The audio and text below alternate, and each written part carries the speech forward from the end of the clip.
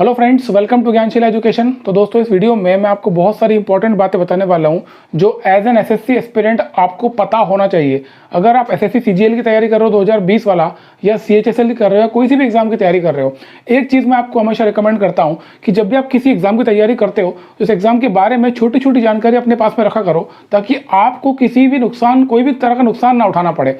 अभी देखो यही हुआ है। मैं आपको एग्जाम्पल देके बताता हूँ। इतना क्लासिक एग्जाम्पल है कि कैसे बच्चों ने अपने हाथ से अपने पैर पे कुल्हाड़ी मारी है और कैसे अपना इतना बड़ा नुकसान कर लिया।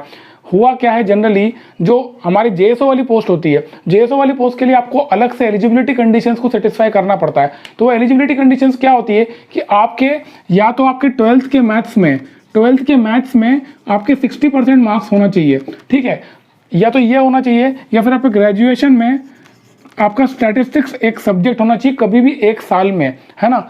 कई सारे बच्चे ऐसे हैं जो इस एलिजिबिलिटी कंडीशन को सेटिस्फाई करते हैं। इन दोनों में से कोई एक चाहिए ना, दोनों नहीं चाहिए। कई स्टूडेंट्स इन एलिजिबिलिटी कंडीशन को सेटिस्फाई करते हैं, लेकिन जब एसएससी सीजीएल 2020 का फॉर्म आया था, कई सारे बच्चे ऐसे हैं। एक्चुअली जब फॉर्म आया था ना, तो एसएससी आपसे पूछता है, फॉर्म में एक ऑप्शन था, पॉइंट नंबर 18 और पॉइंट नंबर 19, ये 2 पॉइंट में एसएससी ने आपसे पूछा था कि क्या आप जो जेएसओ वाली पोस्ट है उसके लिए अप्लाई करना चाहते हो। तो वहां पर आपको यस करना था अगर आप ये एलिजिबिलिटी कंडीशन सेटिस्फाई करते हो। उसके बाद एसएससी ने ये पूछा था कि क्या आप इसके लिए एलिजिबल हो, मतलब कि ये सेटिस्फाई कर रहे हो, तो उसमें भी आपको यस करना था।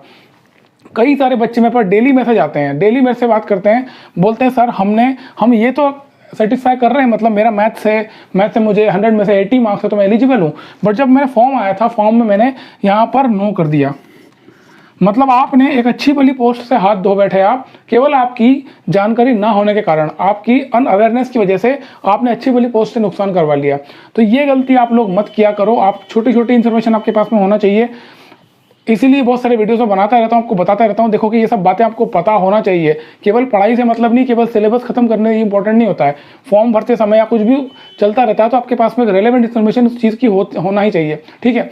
तो ये चीज़ है। और इसी के साथ में अगर आप जेएसओ वाले की तैयारी कर रहे हो, तो अभी जैसा कि आपको पता है कि हमारा जो कोर्स है उसमें 29 जून और 30 जून को नेशनल स्टैटिस्टिक्स डे था, जिसकी वजह से हमने इसमें हैवी डिस्काउंट ऑफर किया था 29 और 30 को। तो कई सारे स्टूडेंट्स कल एनरोल नहीं कर पाए क्योंकि सर्वर बहुत ज़्यादा लोड था, तो शायद कोई इशू आया होगा। तो मैंने इसको बढ़ा करके 1 जुलाई कर दिया, मतलब कि 1 जुलाई की आज रात तक 11:59 तक रात को, है ना, तब तक आप इसमें एनरोल कर सकते हो। जो कूपन कोड है आपका वो CGL 2020 है। ये अप्लाई आप कर दोगे, वेबसाइट पे चले जाओ और अप्लाई करोगे तो आपको अच्छा खासा डिस्काउंट मिल जाएगा। तो जो लोग इसके लिए एलिजिबल है और पढ़ाई कर रहे हैं, वो अप्लाई मतलब इस कोर्स में जाके एनरोल कर सकते हो और पढ़ाई आप स्टार्ट कर सकते हो। समय आप काफ़ी अच्छा है, आपके पास पड़ा हुआ है, अभी काफ़ी समय आपके पास में है पढ़ाई करने के लिए, क्योंकि अभी एग्जाम की डेट नहीं आई है। और सिर्फ टियर 1 का क्वालिफाई करने तक, मतलब टियर 1 होने तक आप चाहो तो इसका सिलेबस खत्म कर सकते हो स्टैट्स का, ताकि आपको टियर 1 के बाद केवल रिविजन करना पड़े, ठीक है।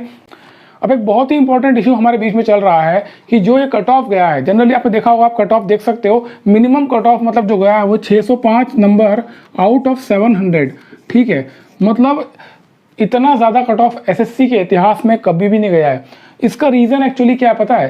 कंपटीशन तो ठीक है ही, क्योंकि बच्चे पढ़ाई करते ही हैं। कई सारे बच्चे ऐसे हैं, जब ज़्यादातर इवन बच्चे ऐसे होंगे जो पिछले साल एग्जाम निकाल चुके हैं, तो उसके पिछले साल भी एग्जाम निकाल चुके, फिर भी इस साल बैठे, तो वो तो एक रीज़न रहता ही है। लेकिन उसका और बड़ा रीज़न जो है ना, वो है ये नॉर्मलाइजेशन।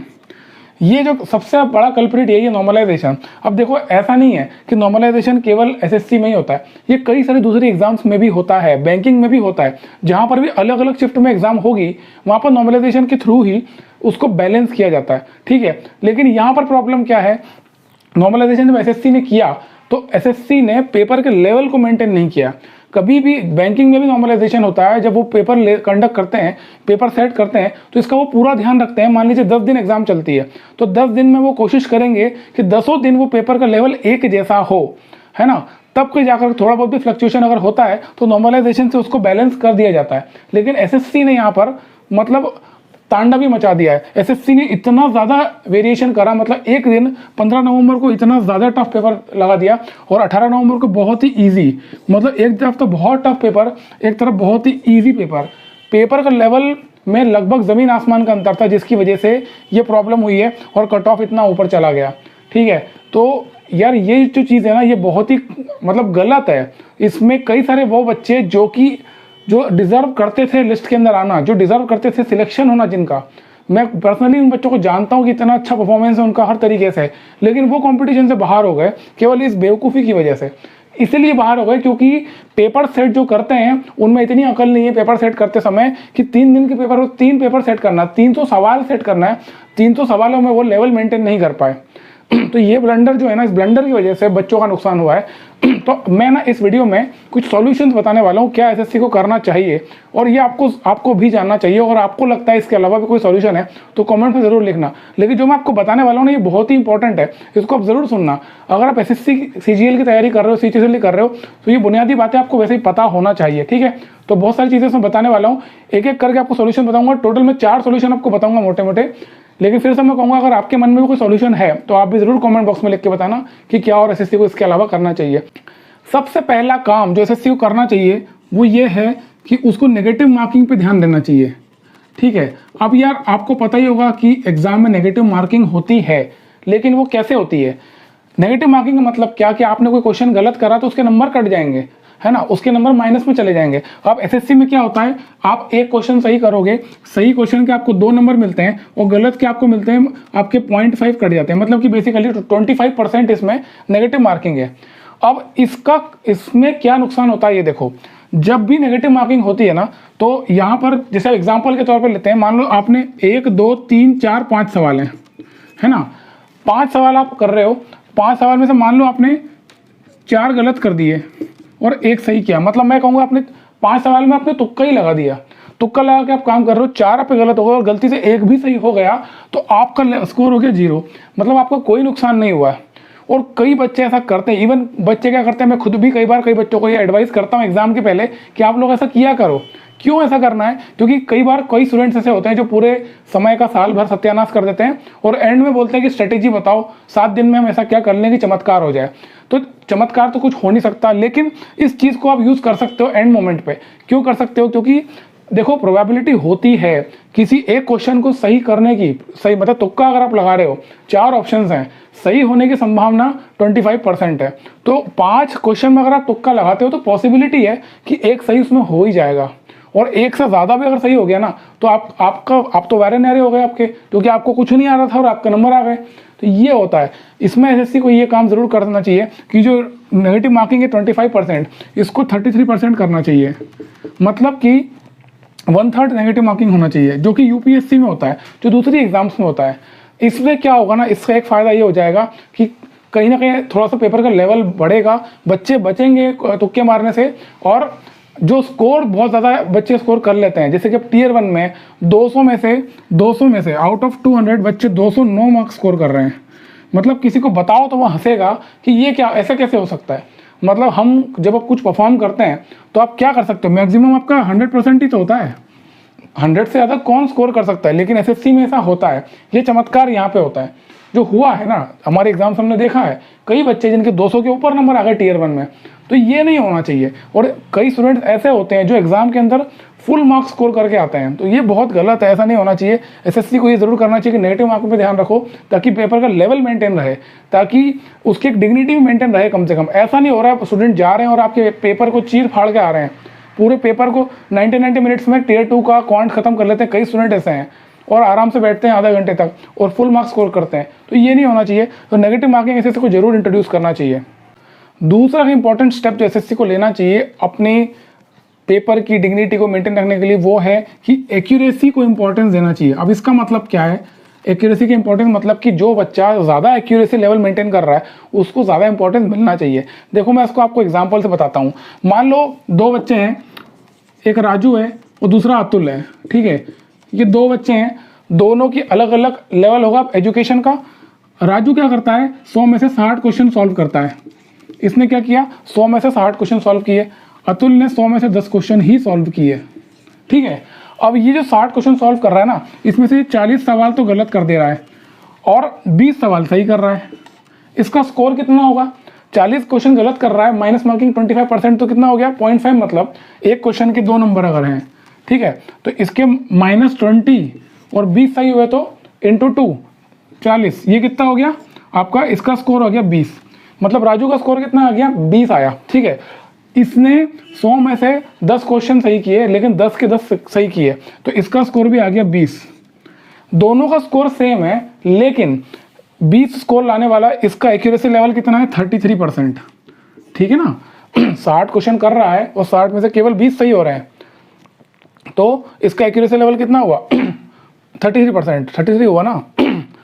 ठीक है, और इसका एक्यूरेसी लेवल कितना है? 100%। अब आप डिफरेंस देखो, अगर एसएससी की पैटर्न एग्जाम की बात करेंगे तो ये दोनों एक ही जगह पे खड़े हुए हैं। मैंने उदाहरण देके बता रहा हूँ आपको, है ना। जब आप इसको अलग बड़े स्केल पे देखोगे ना, मतलब इंग्लिश का पेपर अलग होता है, क्वांट का अलग होता है, टियर 1 का स्कोर होता है, तो ये जो प्रॉब्लम है ना यहाँ पर दिखती है कि एक बच्चा जो मेहनत करता है, जो कोशिश करता है कि गलती ना करूँ, वो एक्यूरेसी लेवल 100% मेंटेन करना बहुत मेहनत मांगता है, इसमें बहुत ज़्यादा एफर्ट लगता है। और वही स्टूडेंट 33% का एक्यूरेसी लेवल मेंटेन करके भी वहीं बराबरी पे खड़ा हुआ है, तो ये गलत होता है। ये एसएससी को ध्यान रखना चाहिए।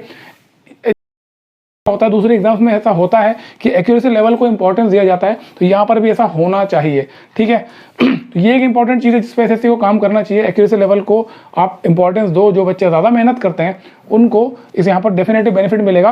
और सबसे बड़ी बात है, बच्चे तुक्के मारने से बचेंगे। आप ये सोच सकते हो कि इसने 40 गलत किए और 20 सही किए, हो सकता है ये 20 में कई सारे से तुक्के मारे होंगे, क्योंकि वो पॉसिबल है। ठीक है, एक और इंपॉर्टेंट चीज़ है कि एसएससी को मल्टीपल शिफ्ट लेने से बचना पड़ेगा।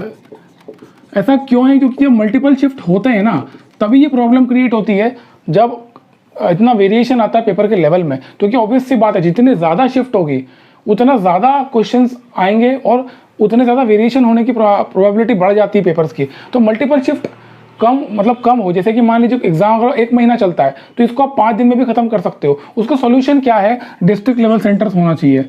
ये सबसे बड़े इशू है हमारे देश में। आज़ादी के हम 75वीं वर्षगांठ बनाएंगे इस साल, है ना। 74 ईयर्स कंप्लीट हो जाएंगे, 75वीं हम वर्षगांठ बनाएंगे इंडिपेंडेंस की। और हालत ये है कि अभी भी हर जिले में एग्जाम तक नहीं हो पा रही है। पूरे इंडिया में टोटल मिला करके 718 जिले हैं, 718 डिस्ट्रिक्ट्स हैं इंडिया में। लेकिन अभी भी अगर आप एसएससी का नोटिस निकाल के देख लेना, या आरआरबी का आप देखो, जो कि नेशनल लेवल पे एग्जाम कंडक्ट करती है, ऑल इंडिया लेवल पे 100 सेंटर भी नहीं इनके होते हैं, 100 या 125 के आसपास हैं। तो क्यों हर जिले में एग्जाम नहीं होती है? अगर ऐसा हो जाएगा ना तो बहुत फर्क पड़ेगा इसका। मल्टीपल शिफ्ट में एग्जाम होना बंद हो जाएगी, मतलब बहुत ही कम हो सकती है। अगर आप अपने सेंटर्स बढ़ा दो, एग्जाम सेंटर्स, और होना तो बेसिकली यही चाहिए कि एक ही शिफ्ट में एग्जाम कंडक्ट होना चाहिए, ताकि वो सबके लिए एक फेयर कॉम्पिटिशन हो। अभी क्या होता है ना, मल्टीपल शिफ्ट में एग्जाम होती है, पहले दिन जिसका एग्जाम है जो बच्चों का, उनको पता ही नहीं कि पेपर का लेवल कैसा आएगा, कैसा पेपर आएगा, क्या पूछेंगे। वो मेंटल प्रेशर वो बियर करते हैं, उसके बाद एग्जाम में जाते हैं। जब वो एग्जाम दे लेते हैं, फिर जब बाहर निकलते हैं तो कई सारे जो यूट्यूबर्स होते हैं वो उनसे पूछते हैं कि कैसे पेपर आया, कौन सा क्वेश्चन पूछे, और वो सारे सवाल वो करके बता देते हैं। तो ये सबसे बड़ा डिसएडवांटेज भी तो है। पहले दिन पेपर देने वाले को, जिसको कुछ नहीं पता, और वही सेकंड डे पेपर देने वाले को, जिसको सब कुछ पता चल गया कि किस प्रकार के क्वेश्चन पूछे जा रहे हैं। ठीक है, तो यार ऐसा नहीं होना चाहिए, ये बहुत ही गलत है। ठीक है, तो इसका सॉल्यूशन यही है कि आप कम से कम अपने सेंटर्स बढ़ा सकते हो। हालांकि आपने ध्यान दिया होगा, जब सीईटी की बात हुई थी, जब सरकार ने प्रपोज किया था कि सीईटी, जब फाइनेंस मिनिस्टर ने पार्लियामेंट में बात बोली थी कि सीईटी हम लेकर आ रहे हैं, तो उसके प्रोविजंस उन्होंने बताए थे ना, उसमें उन्होंने ये बात बोली थी, डिस्ट्रिक्ट लेवल सेंटर्स। उन्होंने बात बोली है कि जब भी सीईटी होगा तो कोशिश करेंगे डिस्ट्रिक्ट लेवल सेंटर्स हो, जिससे कि बच्चों को जाने आने की प्रॉब्लम ना हो। अभी क्या हो रहा है, हर जिले में सेंटर ना होने की वजह से एक शहर से दूसरे शहर में जाना पड़ता है। अगर दूरी बहुत ज़्यादा है तो वहाँ पर एक रात पहले जाओ, होटल में रुको। वो एनवायरनमेंट उन बच्चों को नहीं मिलता, उनके साथ ड्रॉबैक होता है। ठीक है, उनके साथ डिसएडवांटेज ये वाला होता है कि उनको स्ट्रगल करके एग्जाम देने जाना पड़ रहा है। वहीं उसी शहर में रहने वाला, अर्बन एरियाज में रहने वाले बच्चों को फ़ायदा मिलता है कि सुबह सुबह उठ के आराम से चाय पी के आराम से पेपर देने जा रहा है। तो दोनों में फ़र्क आता है यहाँ पर। ठीक है, तो ये होना बहुत ज़रूरी है। जितनी कम शिफ्ट होगी उतना ज़्यादा बेनिफिट मिलेगा, एग्जाम फेयर होने के चांसेस बढ़ जाते हैं उसमें। ठीक है, तो मल्टीपल शिफ्ट है और ये होना चाहिए एसएससी को। और हालांकि मैं आपको बता चुका हूँ, सीईटी में ये प्रोविजन है। सीईटी हालांकि इस साल नहीं हो रहा है, कई लोग ऐसा बोलते हैं। कई लोग तो कोर्स निकाल चुके हैं, कोर्स निकाल के एनरोलमेंट भी हो गए। मेरे पास में फ़ोन आया स्टूडेंट का कि सर मैंने इसमें एनरोल कर लिया, और इन्हें बोला कि सीईटी की पढ़ाई कर रहे हैं। तो मैंने कहा इनको सिलेबस किसने बताया सीईटी का? भाई आप तैयारी करवा रहे हो, है ना, प्रिपरेशन चालू करवा दी है, आपको पता भी है सीईटी में पूछ क्या रहे हैं। आप अगर आप बात करोगे ना, आरआरबी के अंदर अंग्रेजी नहीं पूछी जाती है, एसएससी में इंग्लिश आती है, बैंकिंग में आती है, टियर 1 की बात कर रहा हूँ प्रीलिम्स की, लेकिन आरआरबी में तो आती नहीं है। और सबसे बड़ी संख्या में तो यही बच्चे हैं। तो आपको कैसे पता कि सीईटी के अंदर इंग्लिश आएगा कि नहीं आएगा? आपने तो कोर्स बना के बेच दिया। तो और उसने जो रिव्यू दिया मुझे पर्सनली, उसने यही बताया कि सर कोई फ़र्क नहीं है, बस वो पुराने वीडियोस को इधर उधर से काट छांट के एक पूरा पैकेज बना दिया और बता रहे हैं कि ये सीईटी का है। तो बेसिकली अभी हम इस साल तो उम्मीद कर नहीं सकते हैं, इस साल तो सीईटी होने के चांसेस नहीं है, ना के बराबर है। इवन मुझे लगता है अगले साल भी शायद ही हो, क्योंकि सरकार की कोई तैयारी दिखती नहीं है। सरकार ने केवल एक सेक्रेटरी अपॉइंट किया है, एग्जाम कंट्रोलर जिसको बोलते हैं ना, परीक्षा नियंत्रक, केवल उसका अपॉइंटमेंट हुआ है और केवल उसके अलावा कुछ भी नहीं हुआ है। ना तो कोई वेबसाइट है, जो नेशनल रिक्रूटमेंट एजेंसी NRA, जो ये एग्जाम कंडक्ट करवाने वाली एजेंसी बनेगी, मतलब जिसका नाम दिया गया प्रपोज, उसका कोई अता पता नहीं है। कौन इनके मेंबर्स हैं, कहाँ पर इनका ऑफिस है, या फिर कोई वेबसाइट है, कुछ भी नहीं है हमारे पास में। ठीक है, तो बहुत कुछ अभी होना बाकी है। तो मुझे नहीं लगता कि इस साल के अगले साल भी शायद सीईटी हो पाए। हालांकि जब भी होगा अच्छी बात है, एग्जाम का प्रपोजल बहुत ही बढ़िया है, क्योंकि इसमें प्रॉब्लम बहुत हद तक सॉल्व हो जाएगी। टियर 1 जो प्रीलिम्स होता है वो पूरा ये NRA करवाएगा, तो कम से कम SSC के पास वर्कलोड कम होगा, तो SSC अपनी एग्जाम पे फोकस करेगा और थोड़ा ज़्यादा ट्रांसपेरेंट एग्जाम करवा पाएगा। ठीक है, अब चौथा पॉइंट जो SSC को अप्लाई करना चाहिए, ये सब जो रायता फैला है इससे बचने के लिए, कि वो टियर 1 को क्वालिफाइंग ही कर दे। ठीक है, अगर टियर 1 क्वालिफाई होता है ना, क्वालिफाइंग होता है, तो भी बहुत हद तक प्रॉब्लम सॉल्व हो सकती है। उसका रीज़न क्या बताऊं? क्योंकि वही चीज़ मैं आपको बता रहा हूँ, जो अभी मल्टीपल शिफ्ट में एग्जाम हो रही है, बहुत सारे शिफ्ट में कई बच्चे ऐसे हैं जो जिनको डिसएडवांटेज रहा, पहले दिन पेपर होने का नुकसान उठाना पड़ता है, उनका स्कोर नहीं आ पाया ठीक से। तो ये जो होता है ना, टियर 1 के एक तो मार्क्स ऐड होते हैं पूरे फाइनल मेरिट लिस्ट में, 200 नंबर मायने रखते हैं। अगर आप टोटल आपका 700 नंबर का वो बन रहा है स्कोर, तो 200 आउट ऑफ 700, ये अच्छा खासा परसेंटेज है आपका, लगभग 17-18% है। तो इतना बड़ा परसेंटेज में आपका अगर ऐड हो रहा है ना, तो ये इफेक्ट करेगा आपके फाइनल मेरिट लिस्ट के ऊपर। जो फाइनल मेरिट आपकी निकलेगी, आपको एक एक नंबर से आपकी पोस्ट आगे पीछे हो जाती है, एक एक नंबर से आपकी होम पोस्टिंग छूट सकती है। ठीक है, तो इसको SSC को क्वालिफाइंग कर देना चाहिए मेरे हिसाब से, क्योंकि क्वालिफाइंग करने में क्या हो, अभी वैसे भी क्या हो रहा है, नॉर्मलाइजेशन से 200 में से 209 206 नंबर ले लेके आ रहे हैं, हमारे पास में मार्क्स हैं बच्चों के ऑलरेडी। ठीक है, तो यार वैसे भी किसी मतलब का नहीं है ना, अगर स्कोर इस तरीके से आना है तो जब क्वालिफाइंग हो जाएगा ना कहीं ये चीज़ तो होगी कि बच्चों को ये परेशान नहीं होना है कि टियर 1 में स्कोर करना है, और वहाँ पर केवल क्वालिफाई करके आगे बढ़ना रहेगा, तो ज़्यादा फोकस कर सकते हैं टियर 2 पे और टियर 3 पे जो डिस्क्रिप्टिव पेपर है। सबसे इंपॉर्टेंट डिस्क्रिप्टिव पेपर है, जहाँ पर एक्चुअली आपकी स्किल्स दिखती है। ठीक है, तो ये भी SSC को स्टेप उठाना चाहिए। ये 4 चीज़ें मैंने आपको बताई है जो मुझे लगता है बहुत ही रेलेवेंट है, और SSC को इसके ऊपर काम करना ही चाहिए, ताकि ये जो ब्लंडर अभी हो गया है, इसकी वजह से बहुत ज़्यादा कट ऑफ आया, और बहुत सारे बच्चे जो कि डिजर्व करते थे एग्जाम में परफॉर्म जिनने किया है, और टोटल जो आउटकम निकला है, जो डिजर्व करते थे कि उनका रिजल्ट में आए, नाम लिस्ट में नाम आए, वो बाहर हो गए। मुझे बहुत दुख होता है पर्सनली, क्योंकि मैं खुद व्यक्तिगत तौर पर कई बच्चों को जानता हूँ जो बाहर हुए हैं, उनके मार्क्स इतने ज़्यादा हैं, रॉ मार्क्स जो हैं फाइनल कट ऑफ से, उसके बावजूद उनका लिस्ट में नाम नहीं है। तो पता नहीं क्या SSC ने किया है, क्या मतलब तांडव ही मचा दिया समझ लो। ठीक है, तो ये चीज़ें मुझे लगता है कि होना चाहिए चेंज। अगर आपको कुछ लगता है इसके अलावा कि SSC को स्टेप उठाना चाहिए, तो ज़रूर कमेंट बॉक्स में लिखो। अभी क्या होगा ना, जैसे कि हम कैंपेन भी अगर चलाते हैं, ट्विटर कैंपेन, तो हमारे पास भी क्लैरिटी होना चाहिए कि हम क्या डिमांड करें, क्योंकि SSC को खुद को तो समझ में कुछ आने वाला है नहीं, खुद से कुछ भी नहीं करेंगे। हम ट्विटर कैंपेन चलाएंगे तो रिजल्ट निकलेगा, हम ट्विटर कैंपेन चलाएंगे तो एडमिट कार्ड इशू होंगे, है ना, हम ट्विटर कैंपेन चलाएंगे तो कैलेंडर इशू होता है। तो इनसे खुद से कुछ नहीं होने वाला है, बताना ही पड़ेगा सब कुछ। और ठीक ही है, हमारी भी जवाबदारी है, हम भी एस्पिरेंट है, तो थोड़ा सा बता भी देंगे तो क्या दिक्कत है। तो आप भी कमेंट बॉक्स ज़रूर लिखो कि क्या आपको लगता है SSC को क्या ऐसे स्टेप्स उठाना चाहिए, जिससे कि जो ब्लंडर 2019 में हुआ है वो 2020 में रिपीट ना हो, आगे किसी एग्जाम में रिपीट ना हो। ठीक है, तो इस वीडियो में तक इतना ही था। इसको यहाँ तक पूरा देखने के लिए थैंक यू सो मच।